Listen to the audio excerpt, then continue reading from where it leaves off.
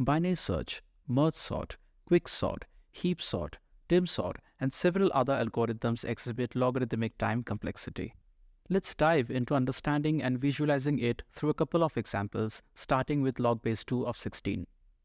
A logarithm is a mathematical function that poses a question, which in this case is, to what power must we raise 2 to obtain 16? As we know that 16 is equal to 2 raised to the power 4, the answer is 4. Now let's approach it from a different angle. Consider how many times we can divide the number 16 in half until we reach 1.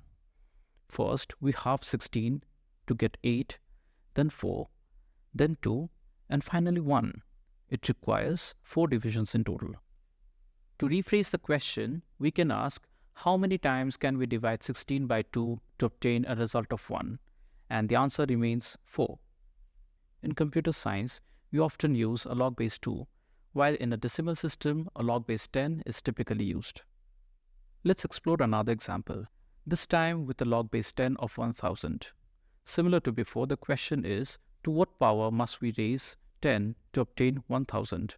As we know, 1000 is equal to 10 cubed. The answer is 3. If we divide 1000 by 10, we get 100. Repeating the process, we get 10 and finally 1. So, the rephrased question becomes, how many times can we divide 1000 by 10 to obtain a result of 1? Again, the answer remains 3. Now let's delve deeper into this example and explore the concept further. Imagine our task is to select a number from the range of 0 to 999, encompassing 1000 positive integers. This is the complete set of 1000 numbers, spanning from 0 to 999. And our chosen number will be 283, which falls well within this range. Based on the example we just discussed, utilizing logarithmic time complexity, we can narrow down our choices from 1000 to 1 in 3 steps or decisions, as indicated by log base 10 of 1000 equals 3. To begin, let's select a digit for the hundreds place. This will be our first step or decision out of the 3 we are about to make. For the hundreds place, we have the freedom to choose any number from 0 to 9. No matter which digit we choose, our options will narrow down from 1000 to 100, and one of these 100 numbers will be our final choice. If we choose 0, our options will narrow down from 1000 to 100, with all these numbers having 0 at their hundreds place. However, if we decide not to go with 0 and choose 1 instead, we will have a completely different set of 100 numbers, all of which will have 1 in their hundreds place, and again, one of these numbers will be our final choice. Similar scenarios arise if we choose 2, 3, 4, 5, 6, 7, 8, or 9 for the hundreds place. Okay, let's move forward and make our first decision by selecting 2 for the hundreds place. Like I mentioned earlier, this narrows down our options from 1000 to 100 with all these numbers featuring the digit 2 at their hundreds place. As you can see, it's not just about choosing a number for the hundreds place, but also about setting the course of future filtering by selecting a subset of 100 numbers, which will undergo further refinement in our upcoming decisions. Now it's time to make the second decision by determining the digit to fill the tens place. Once again, we have the freedom to choose any digit from 0 to 9. If we choose 0, out of the 100 remaining numbers, we are left with these 10 numbers, and one of these 10 will be our final output. Similarly, if we choose 1, we'll have a different set of 10 numbers. The same applies to choosing 2, 3, 4, 5, 6, 7, 8, or 9 for the tens place. Let's proceed and make our second decision by selecting 8 for the tens place. Now we are left with 10 numbers, all of which have 8 in the tens place and 2 in the hundreds place.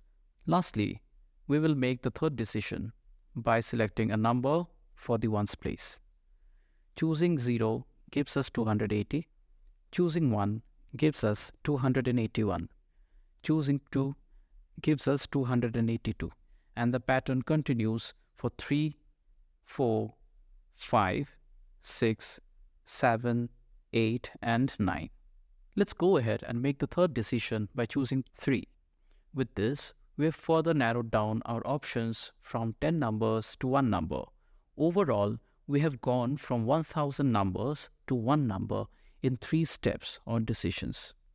With each decision we made, we essentially performed a division by 10 on the number of available options until we were left with just 1 number. This process can be represented by logarithmic time complexity. So, to identify a number from a range of 0 to n-1, where n is 1000, and using a logarithmic base of 10, it took us 3 operations or decisions.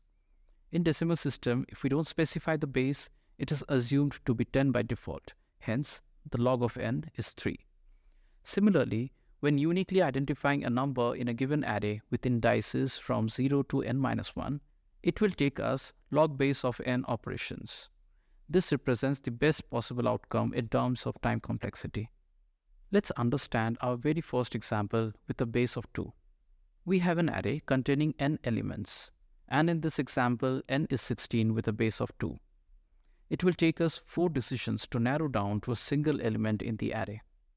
In our previous example, with a base of 10, we made decisions regarding which 100 numbers to proceed with from a set of 1000 numbers. Here in base 2 example, we will decide which half of the array to proceed with from the 2 halves of the given array. And subsequently, we will continue making decisions. Where previously, we had to choose 1 from 10 options and divide the number of options by 10. Here in the base 2 example, we will have a total of 16 elements in the array. And we need to make decision to choose from 2 options, ultimately narrowing down to 1 element. Our first decision will be to choose between the left or the right half of the array.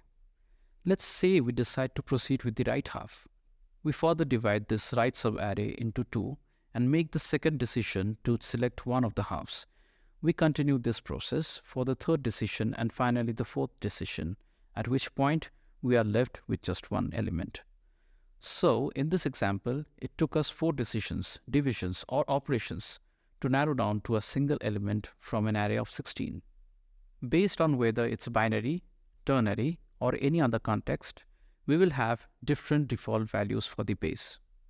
For example, in the binary system, the base is 2, using 2 unique digits 0 and 1 to represent the numbers, which in this case has represented the left and the right half of a given array. In ternary system, the base is 3, with 3 unique digits 0, 1, and 2. Similarly, in the decimal system, the base is 10, utilizing 10 unique digits 0 to 9. Each system has its specific base, and the default value for the base will be applied if we don't explicitly mention or choose a specific value. In conclusion, there is a lot to take away from this session. I encourage you to invest time in mastering the concept of logarithmic time complexity. If you found it challenging to grasp completely, I recommend rewatching the video and revisiting the examples. Feel free to ask any questions or share your thoughts in the comment section below. Thanks for watching this video, and I hope I'll see you in the next one.